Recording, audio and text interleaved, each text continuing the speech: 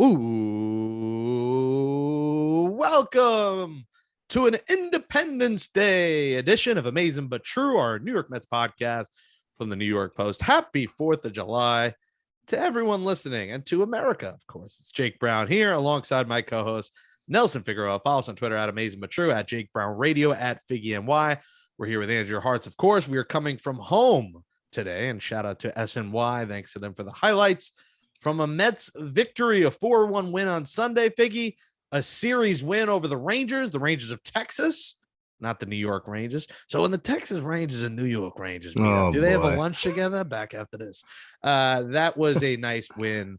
And Eduardo Escobar, a homer in all three games. And what a story. I mean, he said a week ago, Figgy, one day I'm going to give them the reasons to cheer for me, to the Mets. Well, he gave a lot of reasons over the weekend. Basically, winning Friday's game with his homer, Sunday giving them insurance runs that essentially won them the game. And, that's it. Eduardo Escobar getting the job done. We'll be joined by Jon Heyman of the New York Post later on. We'll get into Scherzer, deGrom, Alvarez, everything. But Figgy, good to win a series, kind of, stop the panic. Mets fans were panicking. The Braves were inching closer and closer. A couple of former Mets helping us out on Sunday for the Reds in that game Sunday that was going back and forth between former Mets contributing for both sides, but entering a series against one of the worst teams in baseball in Cincinnati and Skyline Chili season. The Mets have a 3.5 game lead.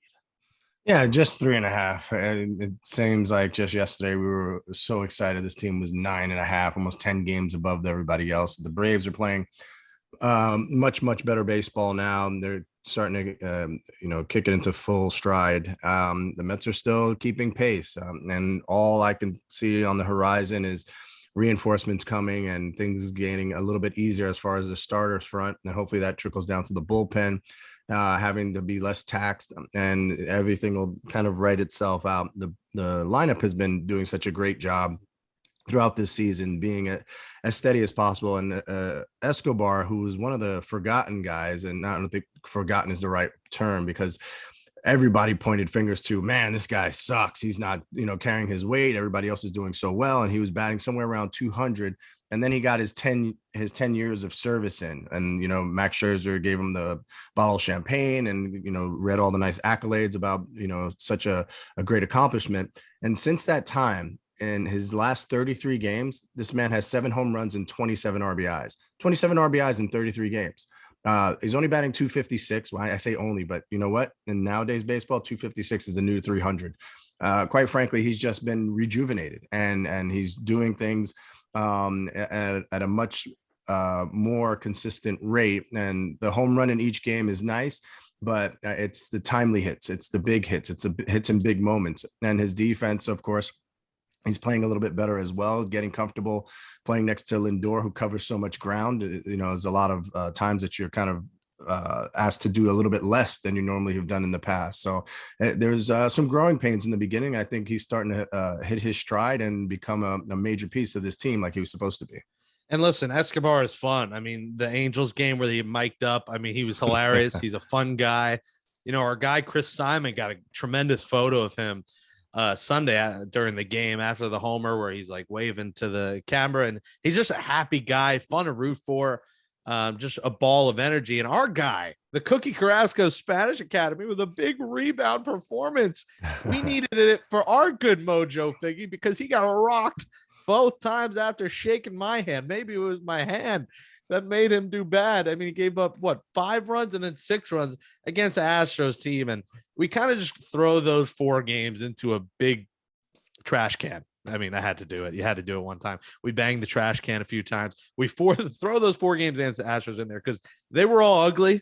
Tuesday and Wednesday were packed at Citi Field. The weekday games, it was the highest priced Tuesday for field level seats I think I've seen in the history of the stadium, besides Subway Series opening day and playoffs. I mean, a big crowd, and the Mets did not show up. Cookie didn't show up, but Sunday he did. 8 Ks, 1 run. Adam Ottavino told us the funniest guy on the team, Joely Rodriguez, got 4 big outs on Sunday, and he's been pitching better. The Mets still need bullpen help, but he's been better. Drew Smith, I hated that. I mean, from the other day where you took out Edwin Diaz, I mean, I would have kept Diaz in for the 9th. Drew Smith gives up the homer to light hitting, aka 0 homer, 1 RBI, Jason Castro, who had a batting average worse than I think Bartolo Colon's career batting average, who, by the way, came out to Citi Field as well as we look back to the week that was, wearing his own jersey as only Big Sexy could, wearing that cologne. It looked a little slim. Maybe not playing. He's losing weight. I don't know. The post, we'll see if he's back. You mentioned maybe he'll be a Ferry Hawk this season at some point. Is there any update of that? Is he still talking with you? Is he trying to pitch? He's still talking with us. He had some things that he had to do this week, so he wasn't able to come around, but we're at home today, tomorrow, and then on the weekend, Friday, Saturday, Sunday. And he said to me again that he wants to come out. He wants to see the guys. He wants to hang out. He wants to also throw a bullpen and see how he feels. So again, we're in the business, the entertainment business, as they say. And that would be must-see TV to get Big Sexy back on the mound. I will make my way back to Staten Island. I might need a hiatus for a little while after just a absolutely disastrous performance. We'll get to that. We'll get to that later. We'll talk about that later. But let's talk about the good. Speaking of bullpen, deGrom had a little bit of a crowd around him, aka the entire roster. I mean, what a picture and video that was, where everyone was watching him pitch. He goes out, throws 100, 101. As I have my at-home setup here, and I have my Jacob deGrom Cy Young bobblehead here. You worry a little bit. He's throwing that fast. You worry, but you also don't worry because he just goes balls to the wall all the time. That's what he does. But 101 the first time back, inning and 2/3, struck out all 5 guys. Those poor kids. I mean, they're already, I hate to say poor, but they don't pay them enough. So they're already poor. And then you're going to throw that at it. I mean, come on. I mean, these guys are eating ramen noodles, and now you're going to give them 101 mile an hour fastballs. I hope he bought the opponent's dinner. And that was the big story, as we'll hear Max, boom, Scherzer. He fed everyone. There you heard the sound by Max Scherzer. Feeding the minor leaguers. I don't know if deGrom did the same. I don't read deGrom as the guy buying everyone lobster. He's just more quiet and reserved than Mad Max was. But that was the other rehab storyline, Figgy, is Mad Max is ready. We'll see him on Tuesday in Cincinnati in 95-degree heat, pitching for the Mets. But Jacob deGrom, Figgy, looked great. And we hope to see him before the end of July, probably 3 more, 1 more in Port St. Lucie, probably 2 for the Rumble Ponies, and then back with the Mets, which is a tremendous sign to have your top 2 guys back in the rotation. Oh, yeah. I mean, that's not even something you could say, oh, it's like having a trade. You're talking about 2 of the best pitchers of the last 10 years coming into you at 1 and 2. Definitely sorely missed. You have the starting rotation has done an admirable job of keeping this team afloat in first place. What I look for is Jacob deGrom, yes, was 101 on the gun. He struck out 5 of the 6 batters that he faced. He hit 1 guy with a slider. Besides that, you dialing it up or down, that's not a Jacob deGrom thing. And when people say, oh, he's all out all the time, pedal to the metal, that's still not Jacob deGrom. That used to be Noah Syndergaard, who just cared about how hard he threw and just threw as hard as he could, for as long as he could. Jacob deGrom is a polished pitcher who I don't know, and he doesn't know where this 101 plus mile an hour fastball has come from. I keep telling people and letting them know the new metrics is they're measuring it from a different distance. They're measuring it out of the hand at 55 feet. Well, Jacob deGrom doesn't finish 5 feet. His extension isn't 5 feet in front of the mound. It's actually 7'4" in front of the mound. So that's an extra 2 feet that he's getting of extension, which leads to the increase in velocity. He's not doing anything different than the 96, 97 mile an hour fastball that he had before. However, it's now being recorded differently, so it looks that way. He looks free and easy, man. It just looks effortless when he's doing it. And I'm glad that while he had that downtime, he was able to see some mechanical adjustments that he had to make. And I hope that he's going to see the benefits of that and was able to do that during the time off. So if they can keep him from, re-injuring himself, and the best pitcher on the planet can be out there to be the best pitcher on the planet, all the better for the Mets. And that's an exciting reason to be a Mets fan right now. Max Scherzer doing Max Scherzer things, of course, both on the field and in the clubhouse, being a leader that way and getting the kids AirPods and everything else, because that's a huge thing for any minor leaguer, having AirPods and being able to have your own space and get away from things. AirPods and lobster. That's the name of our next lobster. podcast. No, lobster and filet mignon. I mean, he wanted to show them, the finer Nice things French. that once you get there, this is the kind of stuff that you become accustomed to. So it was a very nice gesture by him. Will Jake do something like that? I'm sure he will after his starts, whenever he leaves. It's usually when you leave a place that you do it, so that you're not expected to do it every time.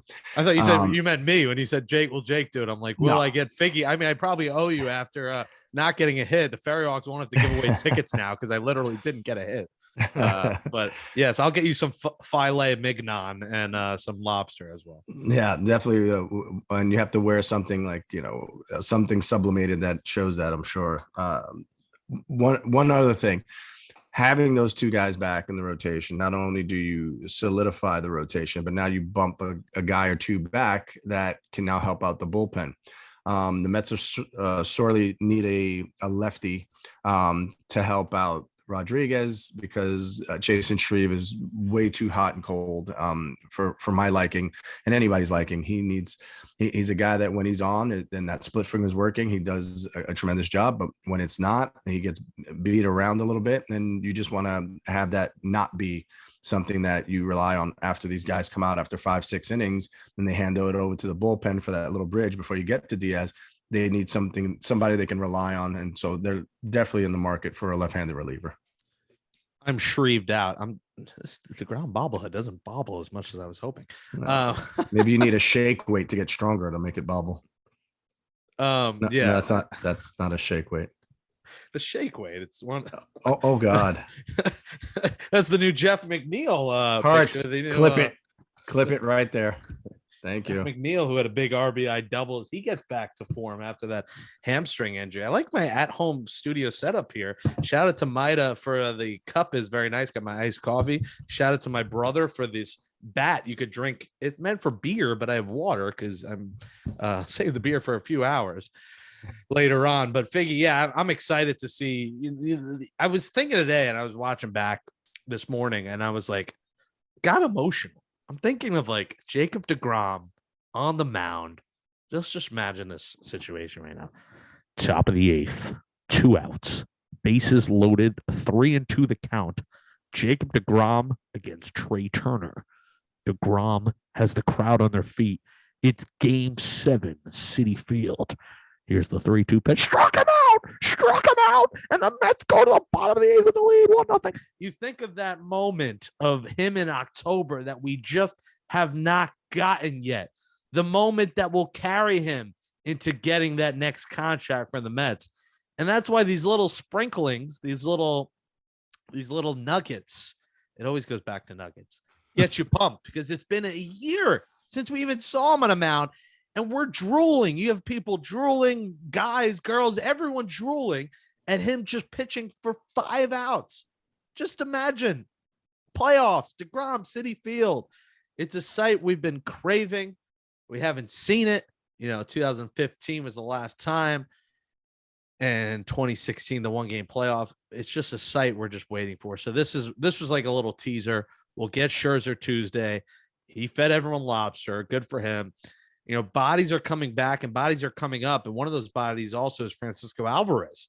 Finally gets the call up to AAA, Figgy. It seems he's getting closer and closer now to being a Met in September. And we'll talk about it with Jon Heyman later. But the power that he can add, even as a DH, a pinch hitter, catch 1 day a week, maybe they wait till the AAA season is over. But it seems like a no-brainer. Remember, the regular season goes a little bit later because the season got extended by a week. So that gives the Mets, a little extra week to have Alvarez here. It seems like a no-brainer to have him come up in September. Yeah, no, I think that's most likely what's going to happen. As long as the Mets are still in this, I would say more so in the lead than in a playoff hunt, because there's a lot more pressure if you're trying to get into the playoff hunt than keeping the lead. But I think it's a good learning experience for him to be around the guys that he's going to be around for the next 10, 12 years. So you want to let him get his feet wet and not have the pressure of everything relying on him, for him to be the savior of this team. That's not what you want for him, because he's not the savior. You want him to be just a small piece now, kind of like what Conforto was when he first came up. Conforto wasn't a savior. Michael Kadire had just come from winning a Silver Slugger over in Colorado. And it was like, wait a minute, Kadire's not doing very well. And then bam, you see Michael Conforto taking off, killing it at the minor league level, comes up, just ripping balls left and right. And everything from the beginning of the Michael Conforto era was the ball just sounds different off his bat. Just the way that he swings the bat was special. And Kadire saw the writing on the wall. He bowed out gracefully. He stayed in there as a mentor, worked with him consistently about reads in the outfield, how to play the position, what to look for from pitchers. And it set up Michael Conforto for a very good beginning of his Mets career. I think Alvarez is going to be the same way. You could hope that a guy like McCann will take him under his wing. Nito, same kind of thing. You want to be able to let this kid get acclimated to the big leagues without having to carry the load, but be able to catch bullpens, get to know each and every pitcher, what they like to throw, how they like to throw things, what situations they like to use pitches in, so that it's not so foreign and so strange to him. It's definitely different than Mazika coming up and filling in. It's more of an internship almost, where you want to see this kid learning the ropes on the fly, because this is the guy that you're counting on for the future of the franchise. Yeah, one looks like a baseball player and one looks like your chemistry teacher. Yeah, that's the big difference there. One's got a beard of Zeus, red beard of Zeus. The other does not. You're listening to Amazin But True. Jake Brown, Nelson Figueroa at Amazin But True on Twitter. Francisco Alvarez on the way, potentially. Jacob deGrom's on the way. Max Scherzer on the way. And the Mets are on their way to Cincinnati. 4th of July, 3-game set before 4 against the Marlins. And a big week ahead, Figgy, because then it's those 3 games against the Braves. And it's 3 of 15. They got a lot of games against the Braves ahead and only a 3.5 game lead. The Reds helped the Mets out Sunday. Now they got to help them out this week and lose. I mean, this is like, you look at winning series, but this is the kind of week you want to go like 6-1. You want to go into that series against the Braves with momentum. You want to go in with a bigger lead than 3.5, because the way they're playing, this could be tied by next week if things don't go right. Luckily, the Braves play the Cardinals, who have been good, but then they face the Nationals over the weekend. So that is a huge 3-game set in Atlanta. We'll take you up to that 3-game set with a special Saturday show. Be there. Keith Hernandez will have his jersey retired. I might retire mine as well. I might retire number 69 into the rafters, or number 00. I'm like Greg Ostertag into the rafters. Your batting average. Yeah, my average will be retired. 0, 0, 0, 0. How many zeros can you fit on a jersey? 2 p.m. at Ebbs Brewing Co. before the game, right outside the right field gate at Citi Field. Come join Amazin But True. We'll have a nice time there. There'll be a nice crowd there. Should be a near sellout, I would imagine. We'll see if Keith draws a sellout crowd. And that shout out to Cadillac for that show. It's going to be a fun time at the ballpark. Let's hope the weather holds up. Let's check. Saturday, high of 85. Perfect. So I will bring my I'll have to bring my shout out to Mida for this. Amazin But True sweat towel is what it will become. I don't know how, it's pretty small, so I don't know how much it could get on me, but I'll make sure it's cleaned and ready to go for Saturday.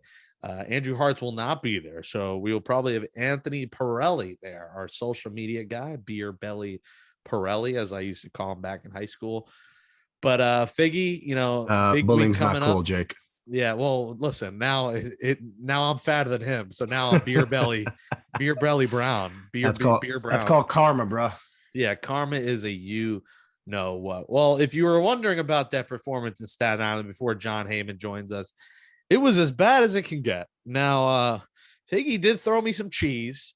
Hartz missed the ferry by a couple of minutes. He was running for the ferry. I was worried he was going to get a heat stroke because it was hot that day.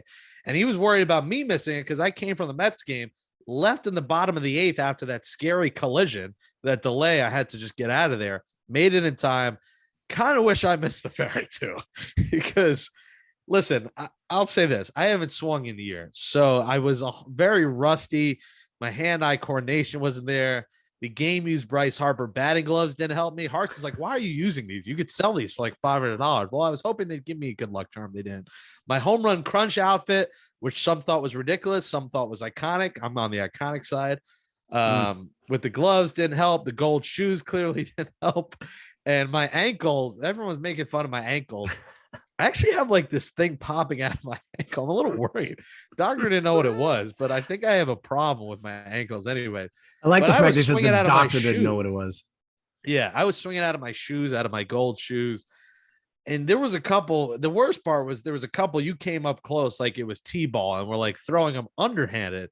And I was like hitting maybe a couple that would be an infield single if I was like Essex Snead or Jose Reyes. But, or Usain Bolt. If I was Usain Bolt in those gold shoes, maybe, but otherwise, nothing to the outfield. I finished it up. You threw a heater, and I just laid down like an Al Leiter swinging bunt and ran to first with the bat.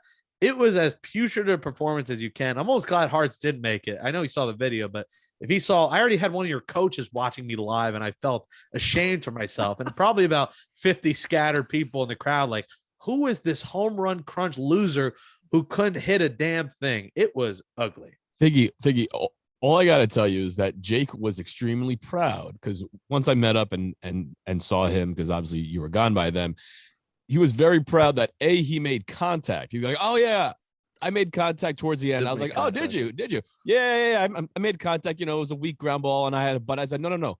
Bunting does not count for contact. That is I had no. I had a few that I hit that were not bunts. I had a couple foul tips as well. Foul tips don't count for contact either. Get out of here. His exit velo. Let's put it this way: his exit velo, you could have timed with a 10-speed bike. I had a couple of foul balls that there was no catcher, so there was no one to catch it, so it's foul, and I'm still alive at bat. A couple in the infield. I had a couple go to third, a couple to first.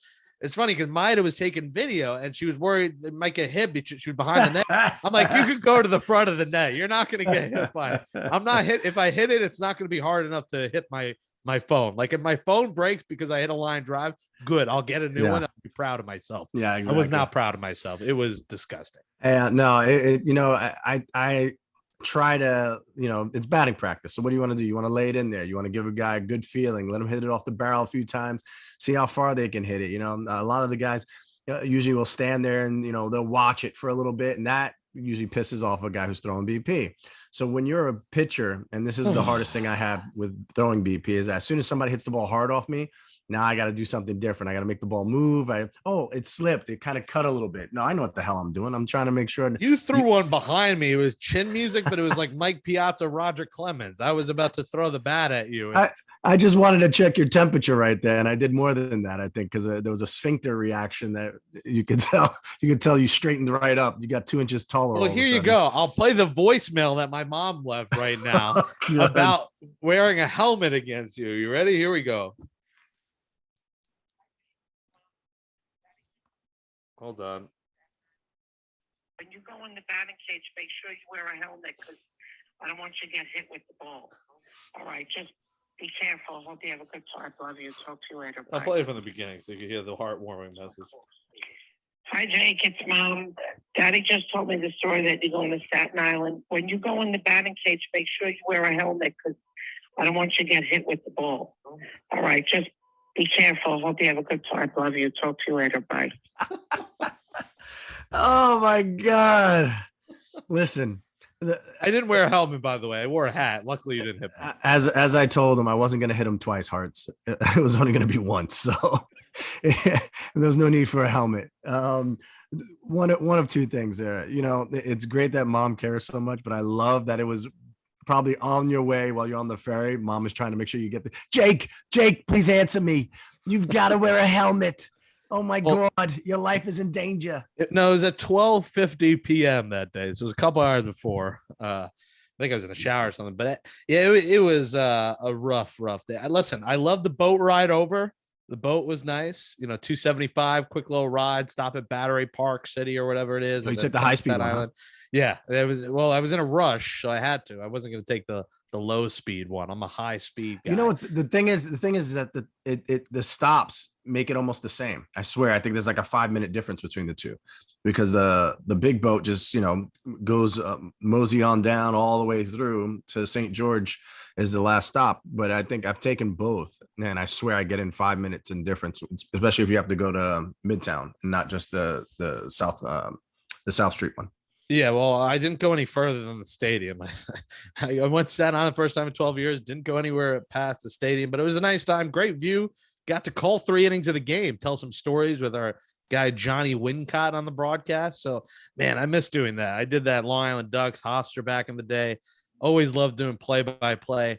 And I got to shout out the Duplantis Queen, as Hearts let me know in Brooklyn. They played Dancing Queen when he came up, and now he's the Duplantis Queen. So I got to reference Mamma Mia, and I call Lee Mazzilli, who my mom went to high school with, his son's home run to left field. LJ. Yep. And I still have no idea what body of water it is. So I think I said it landed in the Atlantic Ocean or the Hudson River, but Johnny didn't know either what body of water that was. Not sure if you know. It's the Atlantic Ocean where the Hudson River inlet meets. Even the East River's there. So it's all 3 meet up right there. More Atlantic Ocean. The New York Bay, as it's referred to. Yeah, see, no one knows that. So that's why I said it landed in the Hudson River. And I said I think it hit like a Murcielago outside in the car in left field as he crushed that to left. That was fun. Well, the Mets will take on the Reds 4-3 in Cincinnati. Taijuan Walker, Max Scherzer, TBD. Shout out to David Peterson, who is having his child finally. He was dominant again the other night, just 10 strikeouts. I mean, this guy's been on kid watch forever and is dominating. So maybe his wife should always call him and tell him a kid's on the way, because he's pitching tremendous. We'll hopefully see at some point Trevor Williams out of the rotation, but for now they're going to need him. We'll see Scherzer Tuesday, and then the Marlins come to town Thursday through Sunday. We'll see Scherzer hopefully Sunday back at Citi Field, and deGrom's on the way. Live podcast Saturday at Brewing Co. 2:00. But coming up next on Amazin But True, it's our friend of the New York Post and co-host of the show podcast. That would be Jon Heyman. All righty, we're back on Amazin But True, our Mets podcast of the New York Post. Jake Brown, Nelson Figueroa coming at you with our special guest this week. He is a co-worker of ours, a colleague. He is an MLB insider now at the New York Post and co-host of the show with Joel Sherman that me and Andrew Hartz produce. Let's welcome in to Amazin But True, Jon Heyman. Jon, welcome to the program. Hi, Jake. How you doing, Jake? Hey, Figgy, how you doing? Happy. I am well. Jake, not so much. Yeah, well, Figgy went into the studio to find out no one was there. So now he's back in the comforts of his home. We were drinking our coffee out of a mug of our own faces that Figgy's cousin Ida made. So I'll sip on that. You're much better looking than that mug. Your mug is better than that mug. I got to tell you, Jake, that's not a very flattering mug. Well, she gave us a towel too, and it makes me look about 80 pounds more than I actually am. That's what I think. So that's me after an Italian little chicken parm dinner. That's what I do look like. But I can only tell it's you because I know Figgy has hair. Other than there it that, is. I have no idea. Whoa! Hold on a second. That means I'm 80 pounds heavier too. Yeah, yours is a little bigger too. Yours is a little thick. That's a fold in the shirt, Jake. That is Jesus. Dad bod Figgy. That's Figgy's pregnant with another child in this picture. And I just have food babies. I've had 9 months away from 2 food babies on the way. But welcome to the show. We are from home. Happy 4th of July. Thanks for joining us on the holiday.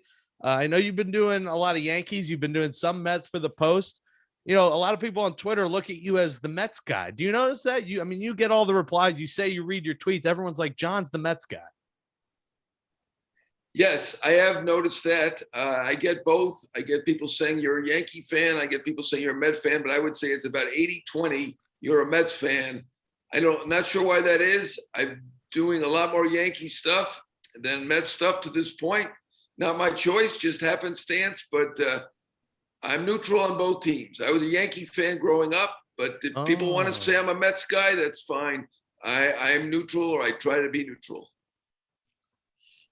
Yeah, we just worked together at MLB Network, and it was a long time since I had seen you. But I tell you what, we hit the ground running, and the chemistry was there. We had a lot of fun that night.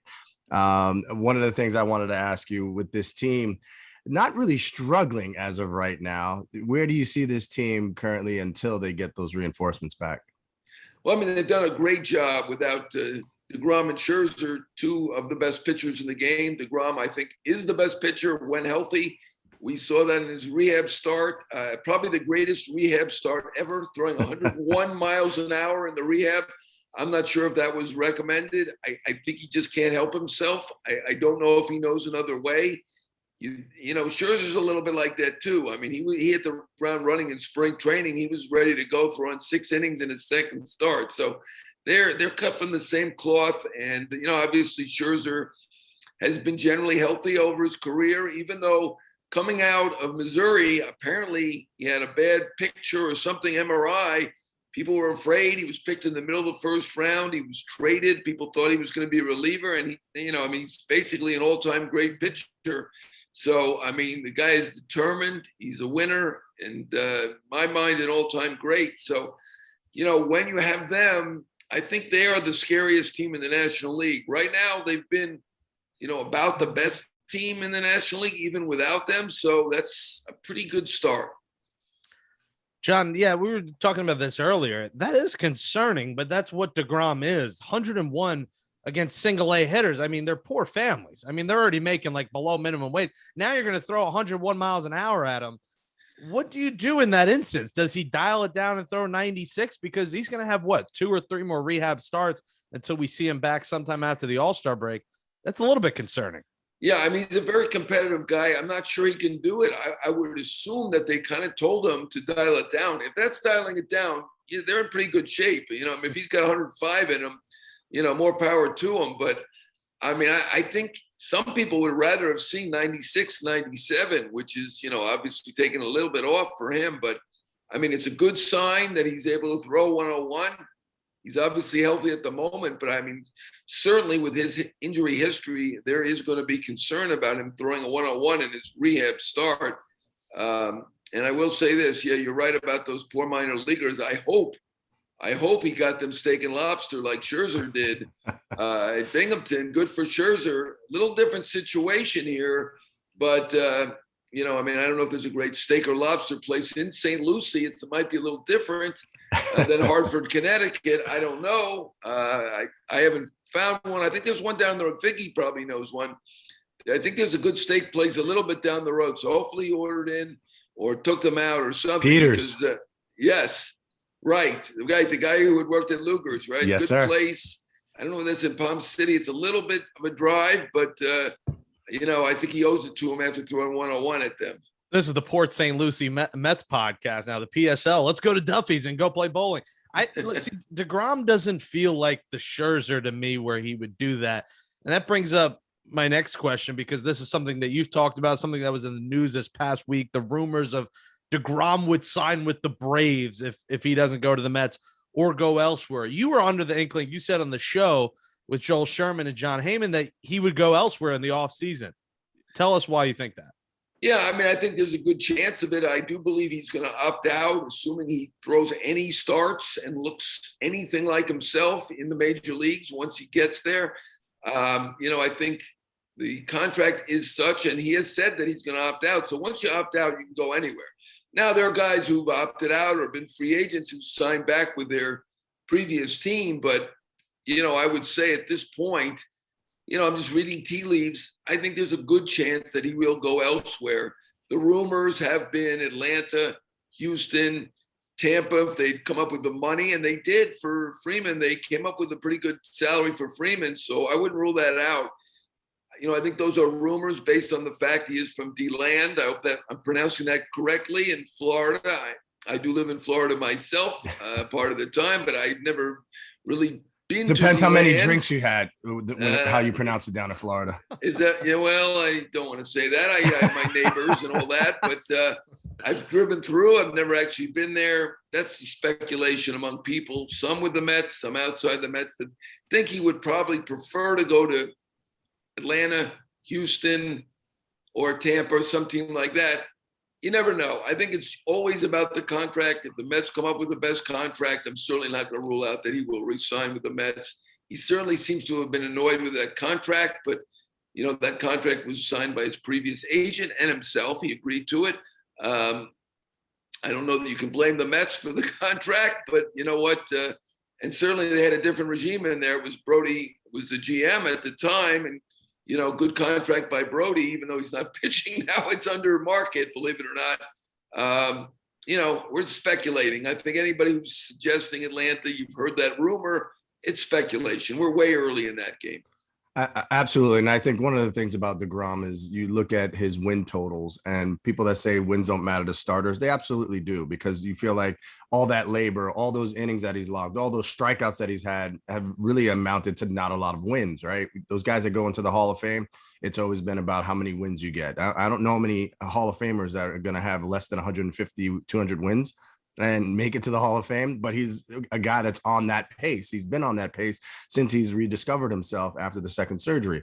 So my thing is, I think he's at that point now where, yes, of course you opt out. It's the way that the game is played now financially, and you're going to sit back and see all the offers.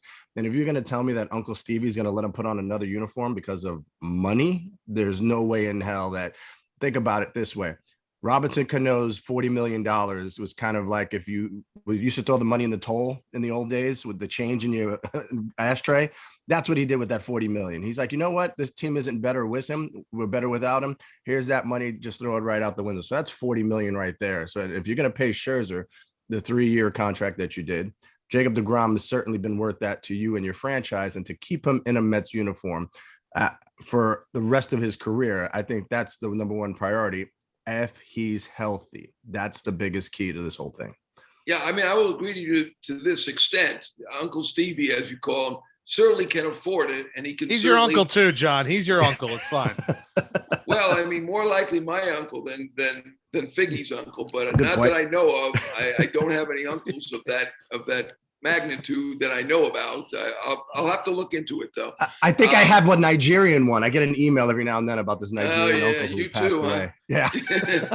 I mean, he can afford it, but does that mean he's going to pay for everyone? You know, at some point there is some limit, and there are negotiations, and there is competition. You know, I'm not going to guarantee that he's going to outbid everyone. You know, obviously he listens to his front office.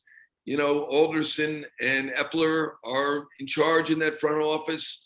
Are they going to recommend that he go to 30, 40 million for a pitcher that's been available half the time in recent years? You know, I'm not sure. You know, at some point you're going to say to yourself, you know what, I'd like a pitcher with a 3 ERA who's there every day over a pitcher with a 1 ERA who's there half the time or less. You know, maybe. I mean, that depends on your taste. Me, I'd take the 1 ERA for half the time if he can do it. You know, he's got to show it that he can be there half the time. And it looks like he may get half a year. If he gets that half a year and he's himself with a 1 or a 2 ERA, there's going to be a lot of competition. So that's why I'm not going to guarantee, even though Steve Cohen has the most money personally, he already has at least tied for the highest payroll. You know, I'm not sure that he's going to bring him back. We shall see. You know, I mean, I think that's a difficult thing to predict in free agency. You can say Steve Cohen, Alex Cohen is a Boricua, so maybe there is some relation to Figgy, the Puerto Rican Oh my God! connection Did there. you just say that? I like the word Boricua. You made it sound like barista. Well, I'll go get my coffee from the barista in a few minutes after the show is over. Jon Heyman is with us. Follow on Twitter at Jon Heyman. The trade market, you know, it's not really heating up yet, but we're in the coming weeks where your phone gets busy, where your tweets get busy, where you're reporting things. You know, the names we know are the Castillos, the Montas, the two teams who are the worst in the league. The Mets will face one of them this week. What do you see the Mets doing here? They got the money, obviously, like we discussed. Yeah. What do you think they're at? Because they kind of need a reliever, a starter, and a hitter, really. They want to solidify this team for a playoff run. Yeah, well, I think, you know, Scherzer's going to be back. So presumably he's going to be okay. And then deGrom is expected back probably shortly after the All-Star break. So they'll see how he's doing as well. If they're both doing well, their need for a starter is not going to be as great as some other teams. So not sure they're going to be in that market for Montas or Castillo. They have called on those guys. They have scouted them. They have looked at almost everything, I think, from relief to starting to hitter. So it's difficult to predict. We're early in the game, even we're less than a month in before the trade deadline of August 2nd. I do agree that they're going to need to get a reliever, at least one reliever, and certainly a left-handed reliever. You know, that is an issue. Their bullpen has been up and down a bit this year. So I think we can count on them going out in the relief market. May could be back, but may or may not be. Assuming he is back, even with him back, they're going to be looking for relief. So I think we can count on that. I personally think they need to look at one more hitter. I mean, you've got this DH now. We came into the season with seemingly so many DH options, from Dom to Cano to JD Davis. None of them has really performed. Obviously, they gave up on Cano early, so he's out of the picture. Dom has done a little bit better lately. JD has hit the ball harder than his stats would show, but I think there are enough good hitters out there that they're going to look seriously at Benintendi, at Josh Bell, somebody to be that DH. You know, there are a couple good first basemen out there, Mancini or Bell. There'll be a DH for the Mets because obviously you've got Alonso, who's an MVP candidate. He'll stay at first, but I would say they could use a DH as well. If they got a DH in bullpen, I think we should be happy with that for the Mets, assuming Scherzer and deGrom are okay. Yeah, I think Bell or Mancini would be fantastic. Those are the two guys. Benintendi excites me, but he's been up and down. And, well, you know, Bell would be just tremendous. The issue is, the Nationals are out of it, but do they trade within the division? I guess it depends on what package. They've done the it Mets, a bunch of times. Yeah, and when you're as bad as they've been, I guess it doesn't matter. Jon Heyman. John, quickly, Francisco Alvarez. Do you see him coming up to the big club in September? Yeah, I'm glad that you brought that up. I mean, he potentially is another candidate for that DH spot. I mean, they've got a veteran staff, and I know that Scherzer was happy throwing to him and felt that he's a good catcher. I think that's a bit of a risk for them to take. McCann has been good on defense, even though he hasn't hit like a $10 million player. I think Nito is a good backup. So I think they're pretty solid defensively behind the plate, and that's very important. But I could see Alvarez as a candidate to be that DH. He certainly has hit up a storm after a slow start in AA. He's been sent up now to AAA. I think that's a little bit of a tryout to see whether he can be that DH and whether their need is great to go get a Mancini or a Bell. So I'm glad you brought him up. I think he's an option too, to be that extra hitter. Yeah, we've talked about it before about how, at what point do you want to bring them up? Because when they're hitting their stride and they have enough at bats to prove that it's not a fluke, whatever the numbers are, one way or another, you kind of want to opt to use them then, not wait till the end of the season. Kind of like Pete Alonso a couple of years ago, where he tore it up, had like 38 home runs in the minors, and they didn't bring him up because he had already had over 500 at bats. He was already worn down. Another 100 at bats would have probably been detrimental to him. And what if he failed more than he succeeded? Then you go into the offseason with more questions than you have answers. So I think with him, though, it's a little different. Like you said, with the universal DH, it might be good enough for his bat just to play. And at the same time, as that third catcher, literally he's catching bullpens instead of Racanello, just to get a sense of how all these pitchers like to working in the bullpen, getting to know them a little bit. And then, every Sunday day game, when it's hot as hell out there, that's where the kid gets to play and catch somebody, or maybe be the PC for one pitcher, aka Max Scherzer, since he likes him a little bit already, and he gets his reps in that way. And then you can let his bat play and see how well it does at the major league level. So I think it's just an exciting time for Mets fans, where these kind of things in the past are like no chance of this kid coming up, and we'll have to wait a few years so we can, drive down his big league time as much as possible. Right. They're not worried about that now. He's terrifically talented. He's one of the best hitting prospects in baseball. And I could see him, while they're not talking about it out loud, I mean, it does seem like a natural option rather than to give up prospects for a Bell or Benintendi or a Mancini. If you got someone there to give them a shot and they're not worried about the service time, which is a great thing. It's another advantage for Steve Cohen being the owner. It may be worth a shot. And, he's just a terrific talent, only 20 years old, though. So they'll see how he does at AAA. If he does great there, too, I think it's a realistic possibility. Yeah, you've got the Mets right now with the 16th best prospect load down in minor leagues. They're the 16th best ranked organization. And then you have this upcoming draft, 2 of the first 14 picks in the first round. So they continue to get better to continue to have blue chip options that would make, for a major trade, a blockbuster type trade. And then you start thinking, if the Nationals are really curious, and since they haven't been able to give over $400 million to their superstar, and I know there's got to be a limit to the money, but man, could you imagine that trade if you were able to trade 5 or 6 players, including prospects, and be able to bring over a Juan Soto to That's not happening. New York. I mean, that's not going to happen. Yeah, John, I you mean, can shoot that. That's not It's happening. great they've kept their prospects and they're up to number 16 and they'll presumably go higher with 2 out of the top 14 picks. But at this moment, the Nats aren't trading him.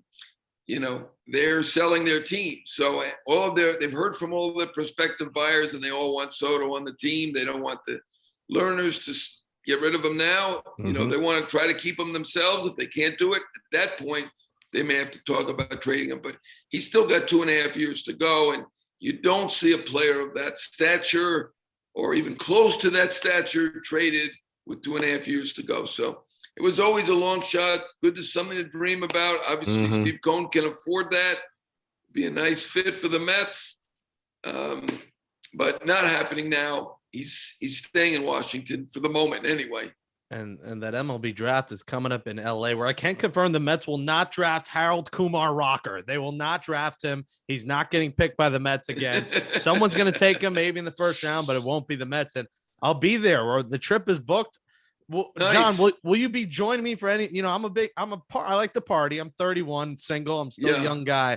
Will you join me on any of these? Likes long walks on the LA? beach, Or will you be asleep in the hotel by 11? Or are you coming out to party? Well, I don't think I can keep up with you. I'm about twice as old as you. So you and Andrew can hang out together probably, but I'll wave to you and wish you luck and have fun at the parties in LA. I'm sure they fit your style. I'm more of a like a Kansas City kind of guy probably than an LA kind of guy. But good dinner and a fine wine. I could see this. Yeah, and I'm just hoping to stay awake for the game and the Derby, although they do start 3 hours early there, right? So I got a good shot there. I know in San Diego I was able to do it because of that. So, well, Andrew will not be there, so I'll have to find a new wingman. Then, John, it was just. I have never seen you without Andrew. I know you guys room together. I'm. This is disillusioning for me that you have a separate life without Andrew. He's going to enjoy the time away from me. I think he's jaked out at this point. I actually wore this shirt when we went out for his birthday Saturday night. I don't know if you saw it. It's a Step Brothers shirt. How do you like that? Oh, very nice. Yes. Classic movie. Me and Andrew have stepped into your mentions because you do mention us. We do the show. Yeah. It is a scary place in there on Twitter. And you said you read all your replies. Now, I think I've had a few people text me say, can John unblock me or something? If someone comes disrespectful, you'll block them. Well, sure. Twitter is free. I love the people who say, oh, you're just trying to get clicks, link, whatever. I'm not getting paid for Twitter. So there's no complaint department. So someone complains, they're gone. Certainly if they're vulgar and they complain and they rip me, they're gone. But even a complaint, I'm not too happy about. It's free, right? It's a free service. You complain about something free, go somewhere else if you don't like it. That would be the solution for me. I like that. So don't come vulgar and don't complain, or you're getting the towel thrown in from Jon Heyman. Follow him on Twitter at Jon Heyman. Read him in the New York Post, nypost.com, and subscribe to the show with Joel Sherman and Jon Heyman, wherever you get podcasts. That comes out on Tuesdays, and we'll be doing a live show. Stay tuned from LA on the day of the All-Star game on the 19th. John, appreciate you coming on Amazing But True. We'll see you in studio tomorrow. All right. Great to be with you, Jake and Figgy. Anytime, guys. Take care. And A-Rod is expected to be on the show, so tune in for Alex Rodriguez.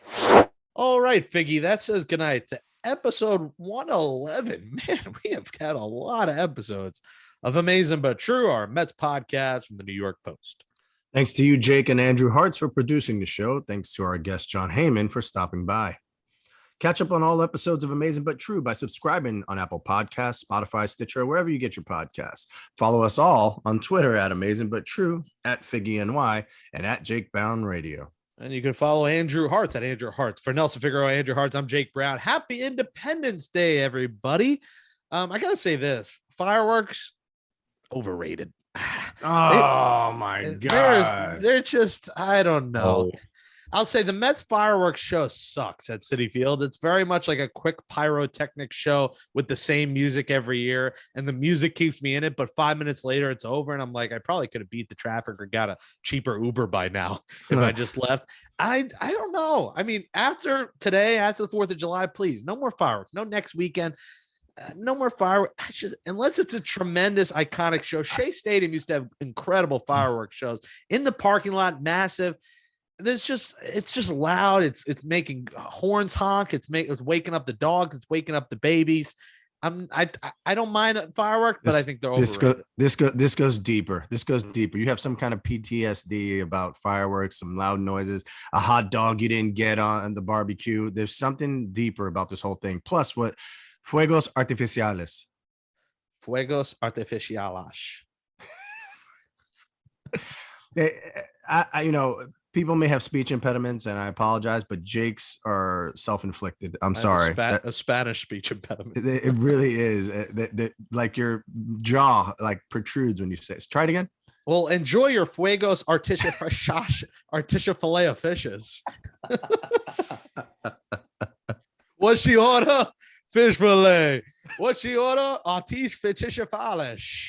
Well, come out on Saturday to our live podcast, Amazin But True, Ev's Brewing Co. 2 p.m. Be there before the Mets retire Keith Hernandez's number. I mean, finally. I mean, it's pretty crazy that it took till 2022.